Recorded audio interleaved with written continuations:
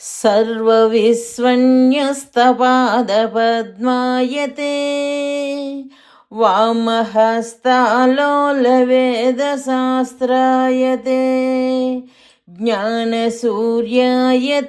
दत्तरूपायते श्रीवेणुगोपालकृष्णाय वन्दनम् श्रीवेणुगोपालकृष्णाय वन्दनम् श्रीवेणुगोपालकृष्णाय वन्दनम् శ్రీదత్తవేదము అక్షర ప్రసాదము గురుస్వరూపము 4/8/93 ఉదయం 5 గంటల సమయం.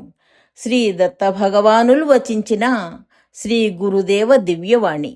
స్వామి ఈ దివ్యవాణిలో గురుస్వరూపాన్ని ఇలా వివరించారు.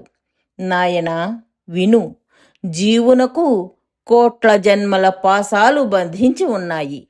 వాటిని తెగగొట్టవలయునన్న అహోరాత్రాలు తపస్సు చేస్తే కొన్ని వేల జన్మలకు కానీ సిద్ధించదు.